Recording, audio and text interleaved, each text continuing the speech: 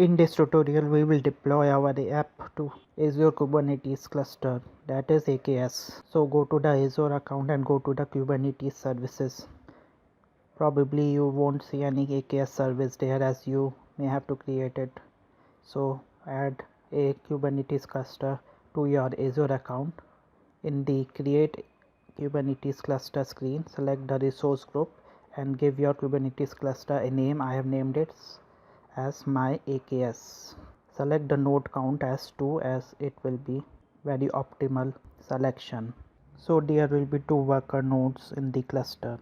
Then click the review plus create button. This will perform the validations to check if the selections which you have applied are proper. Then select the create button to create the cluster. It normally takes a few minutes for the cluster to be created, so kindly wait. It seems the cluster is created for my case, so I go to the resources button and I can see the cluster information on this page. Now I will have to create a mechanism to run my kubectl commands from my command prompt or terminal so that they run against my AKS cluster. So open the command prompt and look closely that I am running kubectl get pods command. It is showing me 3 pods and these are the pods in my local PC. This command is running against my local Kubernetes cluster and not on AKS. I have to next to create a mechanism so that my kubectl commands run on AKS cluster. This is done by adding AKS configurations to the kubeconfig file. So I have to create a mechanism so that my kubectl commands run on AKS cluster. This is done by adding AKS configurations to the kubeconfig file. So run the command kubectl config. It will show all the config commands which you can run. These are like get dash context, get dash cluster, etc. Next run kubectl config get dash context. It will show you there are 2 contexts which are docker dash desktop and minikube. Context are basically sections on the kubeconfig file and they tell kubectl which one of the current contexts is the one it has to target. So run kubectl config get dash clusters command and you will see 2 clusters.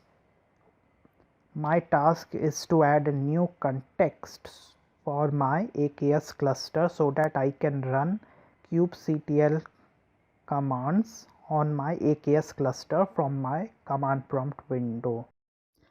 Now I will show you this very thing, so watch it very carefully. First run az login command to log into your Azure account. This command will need you to have Azure CLI installed on your PC, so make sure you have that thing installed. This command will open a new browser where you will be asked to enter your MS login credentials. So make sure you do it carefully, and once you are logged in, then this window will automatically close in 10 seconds. You can also see the message you have logged in your command prompt. Next enter the command az aks get dash credentials dash dash resource dash group, then the group name which is R1 dash dash name and the name of AKS cluster which is my AKS. Remember R1 is the resource which I have selected when I was creating the cluster in the beginning, and my AKS is the name of the cluster. This command will basically create a new context on the kubeconfig file.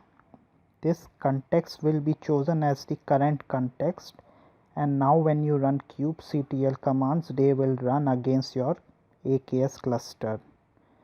So let's check it. Enter kubectl config get dash context command and you will see 3 context. Notice the myaks context is added to it. Next, run kubectl config get dash clusters, and you will see there are 3 clusters, one more which is the myaks cluster. Very good. Now let's check by running kubectl get pods command. It will show no pods as my AKS cluster has no pods, so this is running against my AKS cluster and not against my local PC, which was showing 3 pods in the beginning.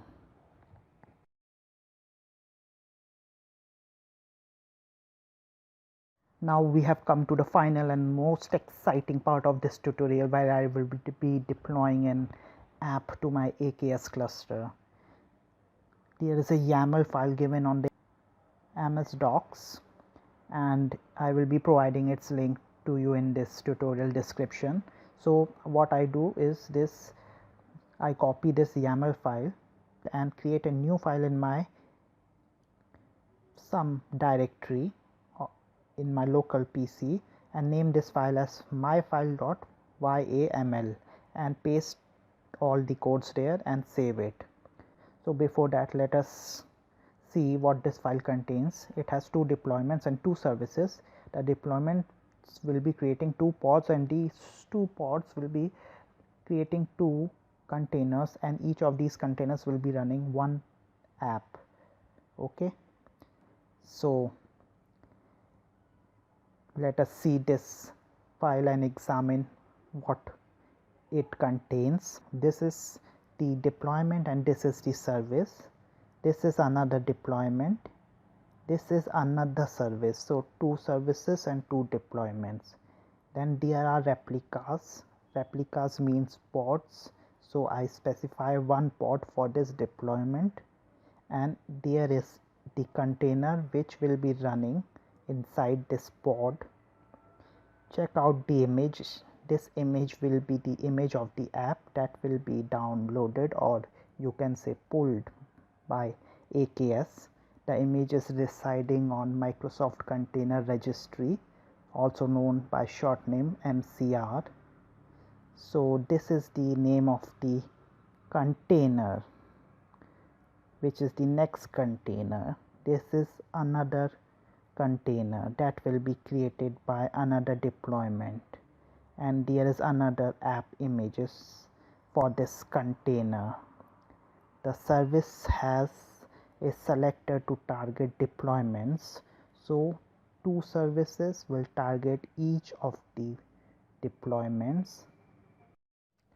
You can check this file code by yourself, nothing special in it. Now let us apply this YAML file with kubectl command. So open command prompt, go to the directory of this YAML file, that is where it is located on your drive. In my case it is located in D drive and folder is named 1 there, which is containing this file. Now run kubectl apply -f myfile.yaml. This will apply this YAML file to the AKS cluster, right? Okay, it will show message that 2 deployments and 2 services are created. This is deployment 1,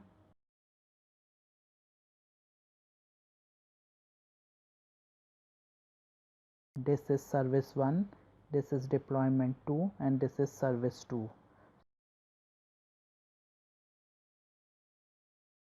So now run kubectl get pods and you will see 2 pods.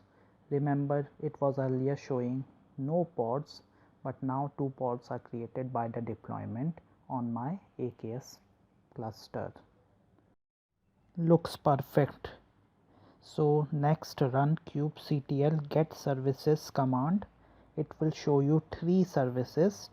2 are the ones which I have created through my YAML file, and one is Kubernetes service, which is an inbuilt service by the AKS.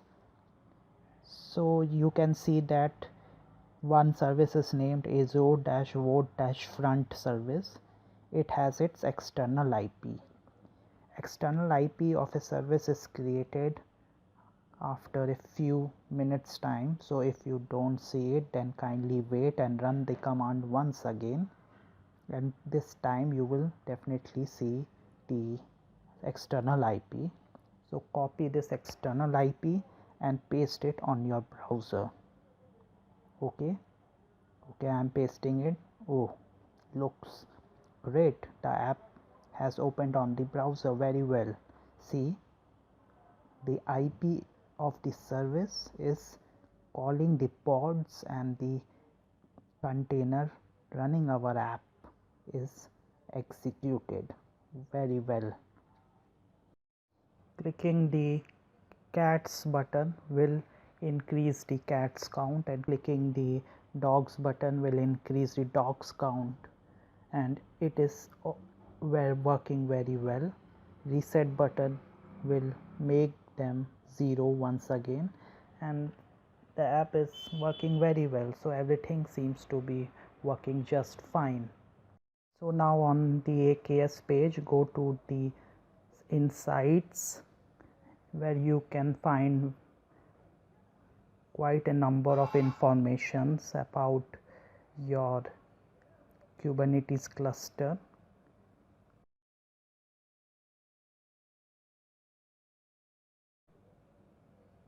You can see reports, nodes, controllers, containers, and other informations. Click the controllers, and you can see there are various controllers which are created by K8s. Then click the containers, and there are also many containers. Some are used by Kubernetes inbuilt services. So there are two of your containers too. See, I am finding both of them. This is the first and this is the second, these two. So click any one of them, and there you can see their insights and other informations, and this is very helpful to debug if anything is working not well in your containers. See, these are all the informations of it, and you can also check other areas on the page. So I hope you like this Kubernetes tutorial, and it's your time now to deploy your app to AKS. Thank you.